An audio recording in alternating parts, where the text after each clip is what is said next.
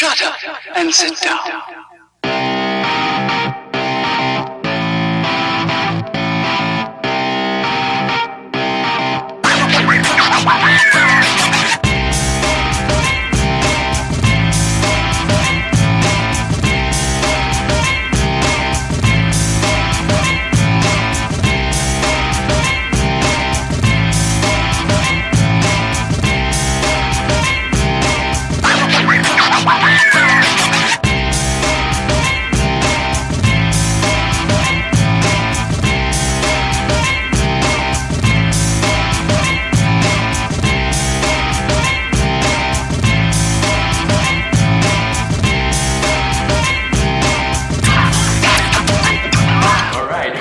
Hi, my name is you can call me Emil.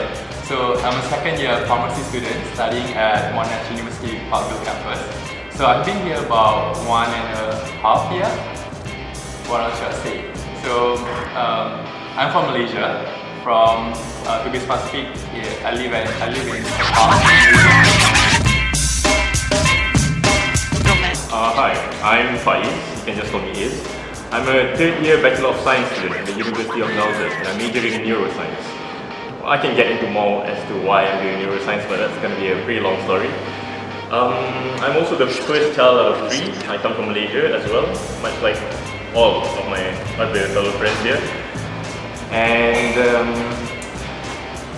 well, I suppose if you want to know more about me, you can treat me to some free food.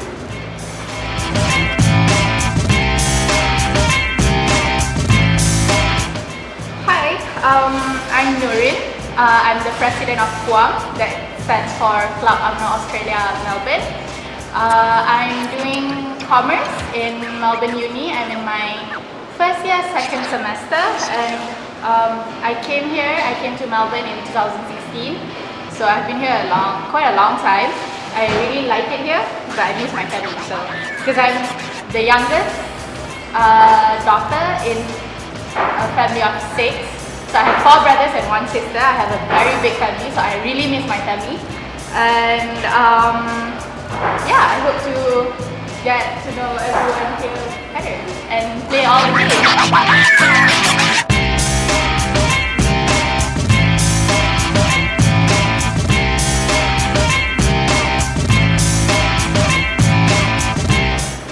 Hi, my name is Farhana. I'm the final year student in RMIT. I'm doing electrical and electronics engineering, and this is like my 2.5 years in Melbourne because I came around February 2016. I did my diploma in German Malaysian Institute, like in Malaysia, for 3 years, and I am the eldest out of 8. That's quite a big family as well. And I live with temporary residents in Melbourne. They are working here in Dastra and in Melbourne Uni, and some is working in the architecture firm. And I like it here as well. It's nice, especially the weather. And people around here is very friendly. Unlike Malaysia, like people quite individuality is quite high there. And the student here is like family, everyone.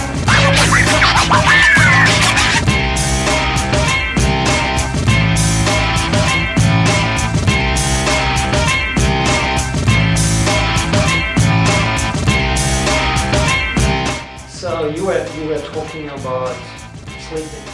And then What is for you the most boring, unsatisfying, and maybe hated task in the world? What is the thing you hate to do the most? That's tough. That's kind of tough. Alone in Melbourne, so you know when you live alone you have to do everything on your own. So I really hate cleaning my vacuum cleaner. I don't like vacuuming. Ironing my clothes. I hate ironing my clothes. I am okay with folding clothes, yeah. So Folding clothes, vacuum cleaner. How about the rest? I don't know, it's hard for me because even if I hate it, it's so stressful and it sucks while you're going through it, but now that I'm done with it, I look back on it and be like, hey, you know what, that was really dumb, and laugh. Yeah, and I think the most boring thing is you live alone. Maybe that's a good thing for you. I don't know about that. Yeah, sorry? So you don't like being alone? Yeah, I don't like it. It's really boring. I think you need a partner, right, to do and to talk. You cannot Okay. talk if you are alone. Yeah. Okay. Cleaning up. One thing, yeah. I hate cleaning up. I'm like I can cook for all day long, but then just don't ask me to clean it up. Oh, we could team up. I like the cleaning up here, but I don't like Yeah.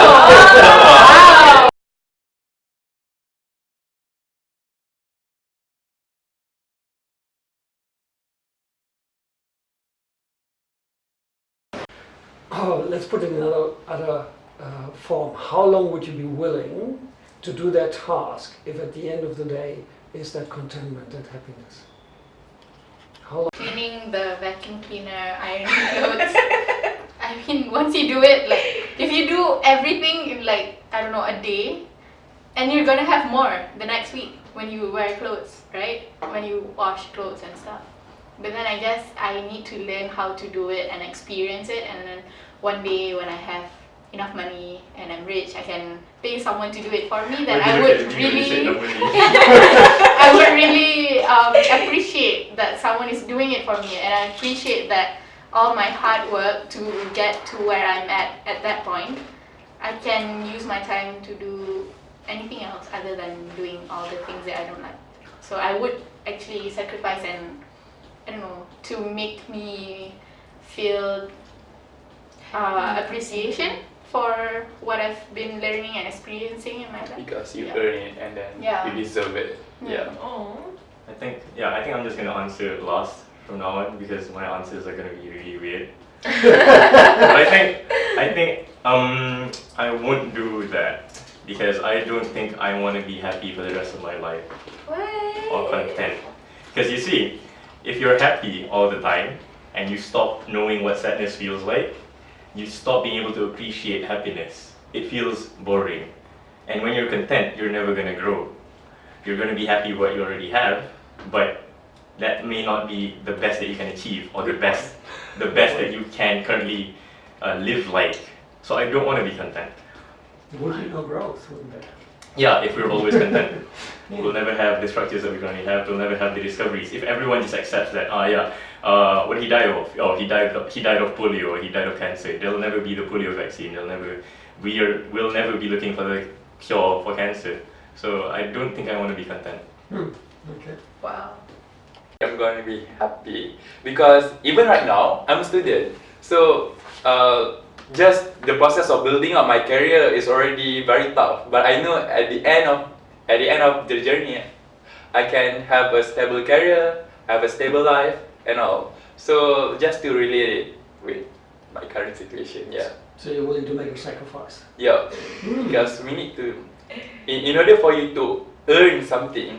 Like most of the time I spend there by myself and alone, and I only could stand around 2 days by myself. I cannot stand being alone. I mean, like, staying at home for 2 days is like really hard for me. And even though it promises a containment like few years later, but we don't know what's gonna happen to reach that year, yeah, to reach the containment, you know? Yeah. The rest of your life.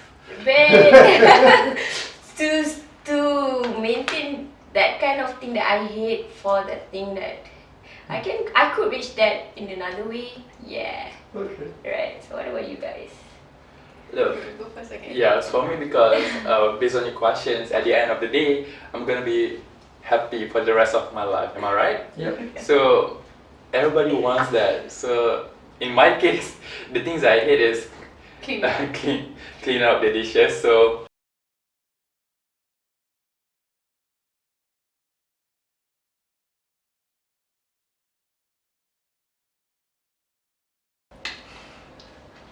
If you could travel into the future, but could not return, would you do it? wow, that's a very tough question.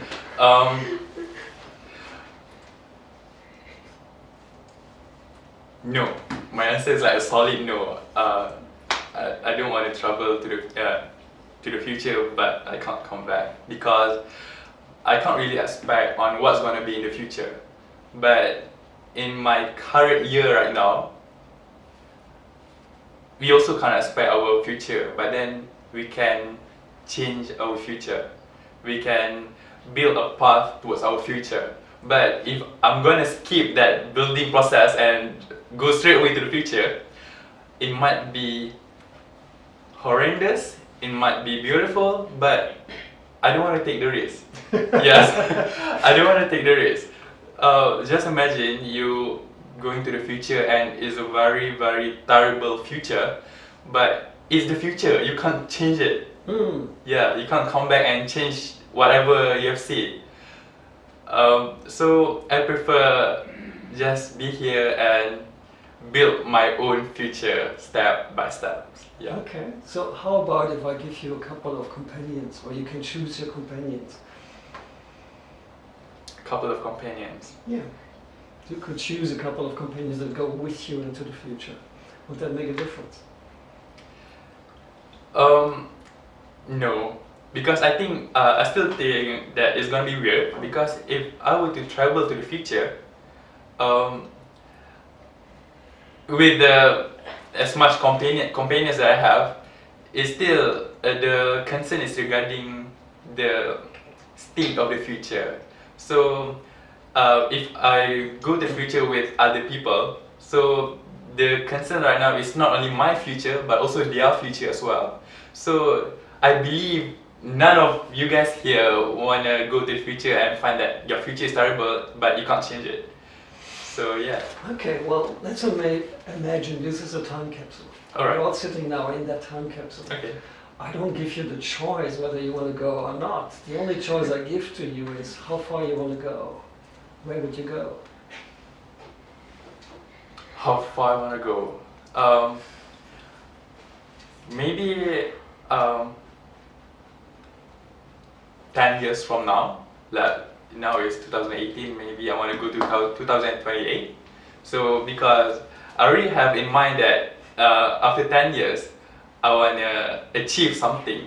So if after 10 years I can't really achieve the thing that I want, I still think that I'm able to change it because in another 10 years I'll be, what year am I right now? Yeah, I'll be 32. I'll be 32. So I guess that I'm still young that time to change it. Yeah. What is what you would hope to experience, and what is it you are afraid of to experience? Do you mean like experience whatever in the future? Yeah. So what I hope to experience is, what I want to see is I'm able to achieve the dream that I've been working on right now, the career that I've been trying hard to achieve. And what I'm afraid of is to see if I'm in the state of devastated in the future. I'm afraid to see in the future that I'm not someone that I hope to be. Because here I can say that I want to be a good person, I want to be someone that can rely on, but I'm afraid to see if in the future I'm going to be someone that really bad, that everybody hates. So it's going to be scary. Okay.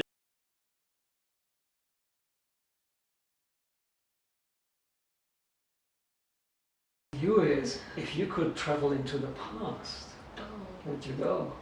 No, definitely no. I hate my past. And, yeah, I really want to go to the past. It's bad. Yeah. But the past is long. You could go further back than your life. Seriously, I don't want it. I don't want it. I'm living my life. I'm not the type of person who looks back, and I hate looking back at the old pictures, old memories, old friends. I move forward. I move on with things. Wasn't it you who said you lost history? No, I'm not loving history. Yeah, I don't want to go to past. Okay. So same question. If you could take a few people with you, would you do it? Definitely no. No. I'm not taking myself to the past, and definitely not bringing anyone else to the past as well. Yeah, I believe everyone moving forward as well. People move forward, you know. If I would ask you the question, how far would you go if we're in a time capsule now, you would say 1 minute, so I will not ask you that question. But if I say you have to go back at least 1 century. one sand trip. Which epoch you would go into? Where would you love to? I know that you don't want to, but Yeah. if you had to, which would be the area you would go back to? To the era before everything was hard today. Maybe when everything was good, the economy was good. There's When was that? I'm not sure where was that. I think around. I like to see how my parents grow, like living their life. Maybe back to 1970s or 1980s. Okay. Yeah. Now, what is it? What would you like to teach the people in the past to avoid, so that you can make a difference into the future? I would like to teach people in the past to live their life, to not worry much, and not looking forward to be in the future that, oh, I want to go to the future, I want to go to the future. I don't want that. I mean, like, I really want to tell people to live their life. And yeah. Okay. What would you do yourself to change the future? Is there an invention or an event that you would try to prevent happening? You mean for myself or for the? Well, you can teach other people to change, so that the future is maybe, which is now your present, a little bit different. Yeah. So, but if there would be one thing you could stop from happening by going back, what is it what you would try to stop from happening? Oh, I want to stop people to, put a lot of preservative in food. In food, and I think you can see back then people were so having good figures, and people nowadays having really bad figures, and they have to work hard on that. You know why? Because there are a lot of preservative and sugar in food. I like the food back then. It was so healthy, even though people been saying no, you can get fat from that, and but there are no preservative. The preservative, that's what giving us bad health. Yeah, I really want to say that to people in the past. Stop putting preservative. Stop reinventing the food. Okay. Because I'm really concerned on food. Yeah, kinda. Being here in Melbourne and far away from your family is both a challenge and an opportunity. Would you prefer to live closer to your parents, or is it good to be far away from them? I'm very close to my family, so I could live anywhere in the world as long as I'm near to my parents, my family. I have a very big family and we're all really close. We have to meet at least once a week when I'm in Malaysia, of course. But so if they decided to move anywhere in the world, doesn't matter where it is. It doesn't have to be Melbourne. As long as I'm near them, it's fine. Because it's really hard to be away from them. Because first, I know that they're not going to judge me of anything I do or anything I say. They always support me. They're always there. Also, money is not a problem. Why do you look at me? Yeah, but money aside, but I really enjoy being with my family, so I really don't want to be away from them. Even though after I graduate, I work here. If I get the chance to work here, I'm not sure if that's what I want to do, because why would I want to be away from my family if I enjoy being around them, right? So you want to be next door, next village, next town, next country? How close? In the same city is good enough. As long as I can travel and meet them in less than an hour, that's good enough. Yeah. Okay. What about your siblings? Oh, my siblings, they're all married. They all have kids, and they all live, I don't know, 10-15 minutes away from my parents' home. So we're all really close to each other. We're all really clingy, you can say that, I guess. Yeah. Okay. What is it that you miss most from Malaysia? My nephews and nieces, and food, of course. Yeah, because I have 11 nephews and nieces. So I'm really close to them because I'm the youngest aunt. So of course I play with them because I'm sort of a child still, so I play with them. So I really miss them, but I don't really take care of them. So that's nice. So I don't really play with them. So people and food. I was hoping that Melbourne has an answer to Malaysian food. It doesn't. No, no. Even though here you can get all the food you want, like Italian, French, Indonesian food, Vietnamese, Thai, but you can get that in Malaysia as well. So, but the Malaysian food here is not as good as in Malaysia, of course. Yeah. So I would rather stay in Malaysia. Okay. But I like the weather here because it's cold and windy. Yeah. Well, that's almost my next question. Let's say you move back and you start working close to your family. What would you miss from Melbourne? What is the thing that you would like to take away from Melbourne and bring home? Walking everywhere because it's healthier and it increases your stamina and it's nicer to just feel the air. But I don't like walking if it's really warm. If it's a sunny day, no. And it's in Malaysia, it's always sunny, right? So It's not very practical, then, yeah. isn't it? But it's not just the weather, it's the environment in Malaysia. It's not very conducive to walk there. It's not nice to walk there. I mean, like if you compare it to Singapore, you can walk in Singapore even though the weather is similar to Malaysia, but everyone in Singapore walks. So I don't know why you can't do that in Malaysia. So I hope that is something that I want to bring from Melbourne to Malaysia. Yeah. Okay, so you've grown up in Malaysia, you study in Melbourne. Is there another country you would like to experience and maybe work in? Considering that you still will be close to your family? Another country.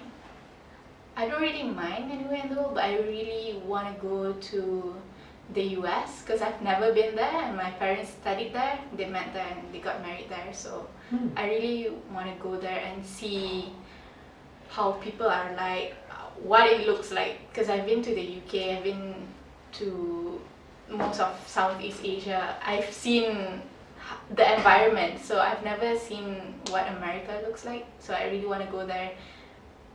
Maybe work there, not really. To work somewhere other than Malaysia, most probably here. Yeah, because it's the most livable city in the world, right? So. Well, that's a good cut.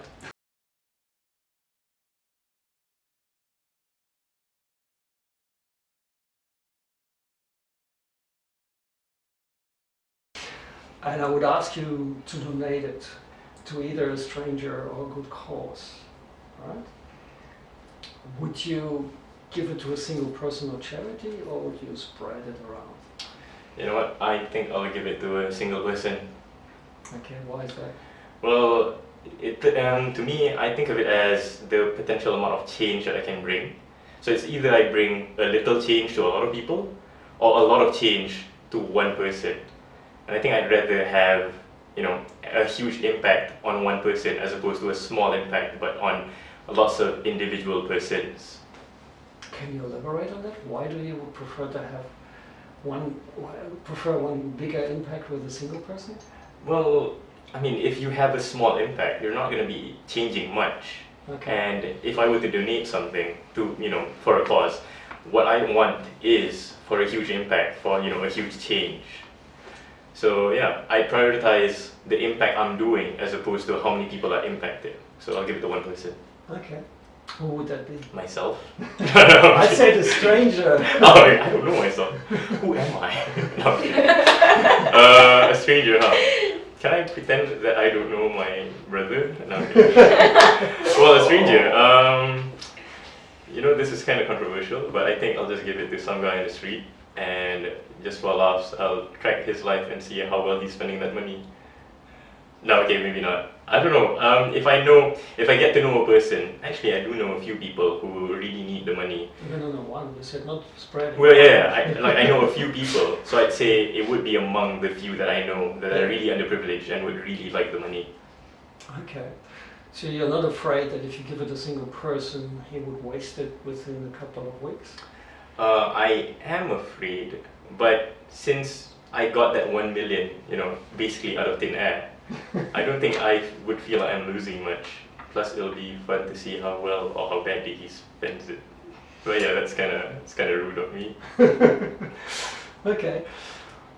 Let's assume that. Oh wait, sorry. Can I like educate him on how to spend that $1 million course. ringgit? Yeah, hell yeah. Then I'll give it to one person and tell him, okay, don't do stupid stuff. And yeah, hopefully he turns his life around. Which leads me to the next question. If you would have to set up a project with $1 million, something where you have to create a charity or a cause, what would you do? I would donate it to the Give Faiz Free Food Fund. I'll give you my bank account. No, okay. Okay, seriously, this time. I don't think actually in the current economy that 1 million is a lot. But one thing that I do want to address, especially in Malaysia, is the quality of education. So the NGOs already exist to sort of battle education inequity. Can I say the names of the organizations or like?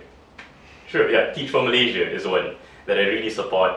They exist to fight against education inequity. But even for them, I don't think 1 million is really enough. Even in the current economy, 1 million is like, yeah, it's chump change. It's not a lot. But if I were to do anything for them with that money, that would be my focus as well, education. Because I think education is the basis at which a nation can be successful. It should start in education. That is closest to your heart. That is closest to my heart. Okay. What natural or human-made catastrophe has touched you most? Natural or human-made catastrophe has touched me most. I would say, I would say it would be the Holocaust. Or even if it isn't the Holocaust, it's any war that we've ever done, and it touches me the most because it gives me such a complex feeling. I mean, for one, it's very disastrous. It's very sad for everyone involved, but it's kind of amazing if you think about it as well.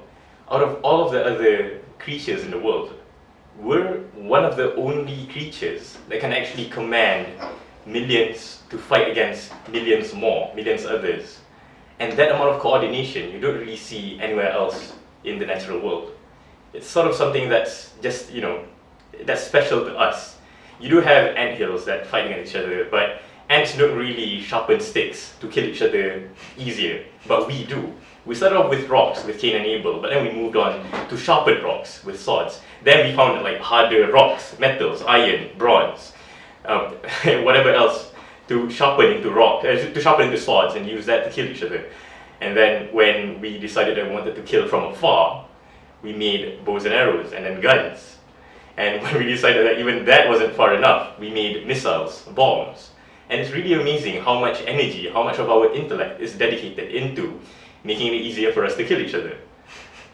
And the other way it touches me is in this bizarre sense that all of us would like to think that we're good people, that we'd never kill, we'd never do anything that's bad. But as is shown by the Milgram's obedience experiment, all of us have the potential to be killers. Oh, another experiment is the Stanford prison experiment held by Dr. Philip Zimbardo, where just normal college students, when in the right environment, turned into savage, brutal prison guards.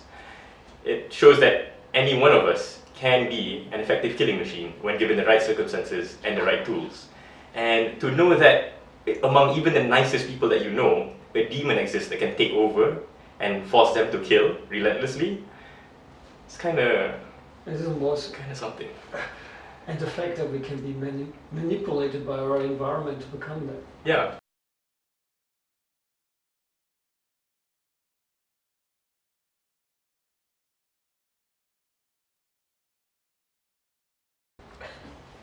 I'd say no.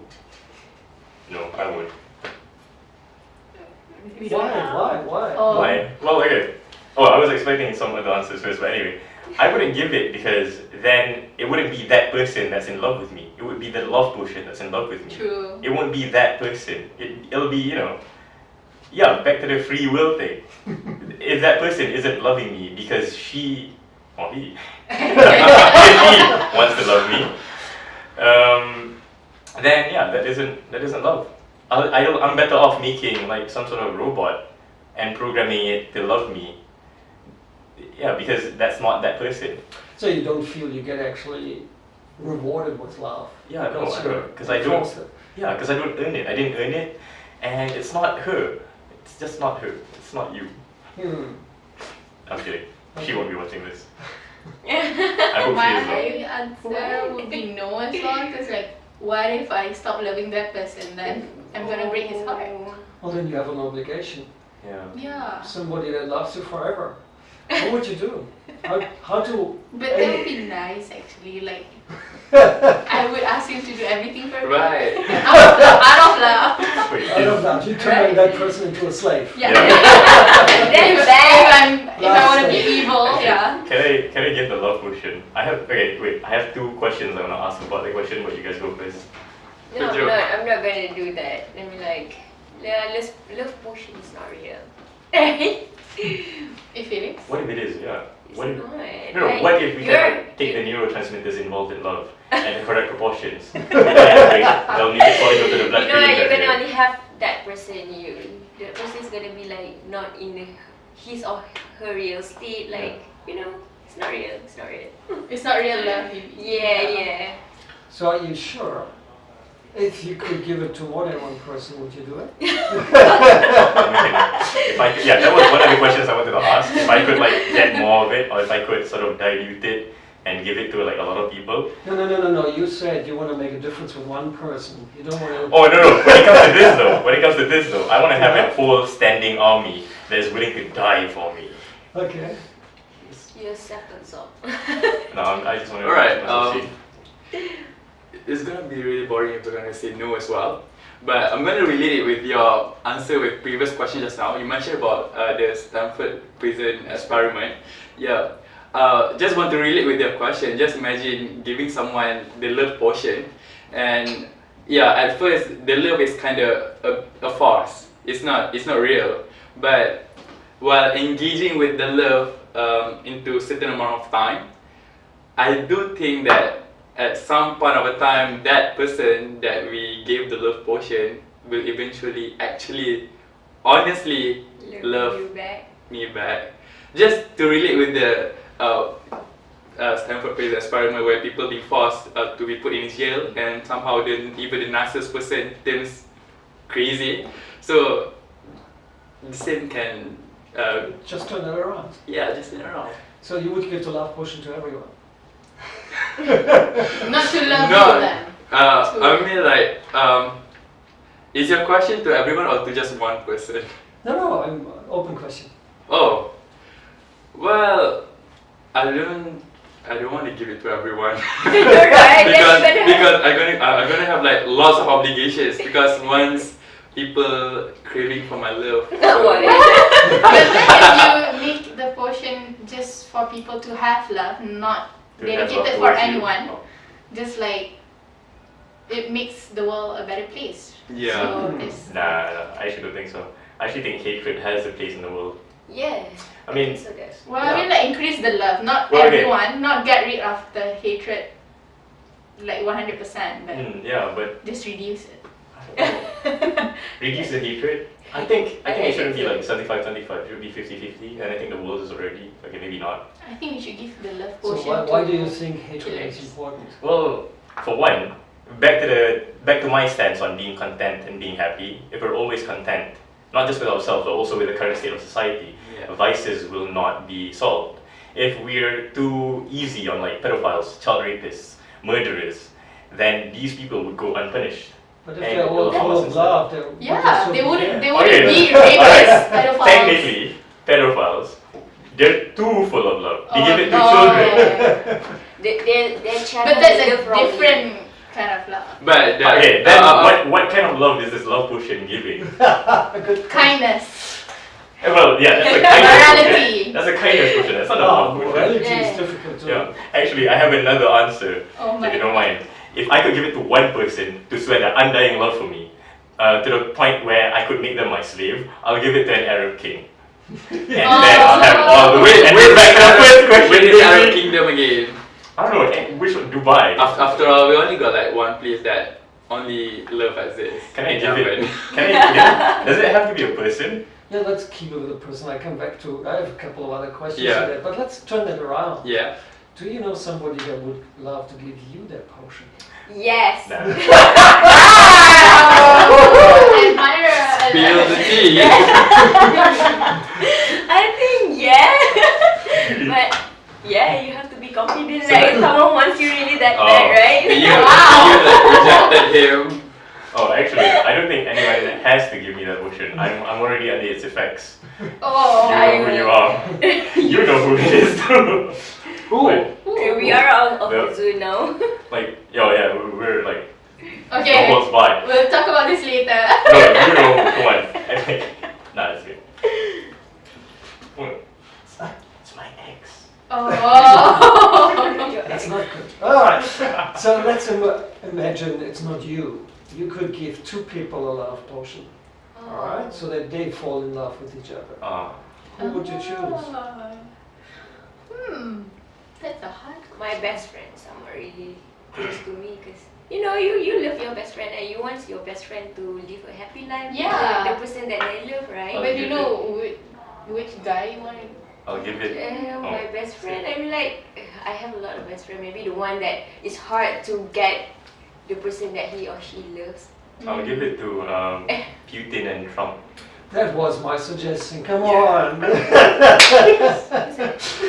Yeah, Yeah. put only two Yeah. politicians. Trump, yeah, world peace. But then, yeah.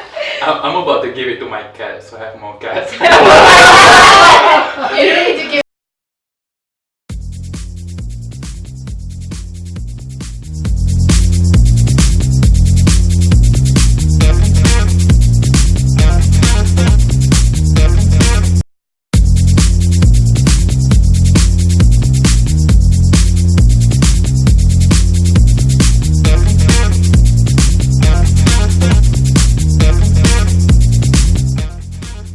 Fail. Can I borrow your brain? Eva would like to reward you with a fat kangaroo. Oh, thank you, Frank. Look up. Clap, clap, clap.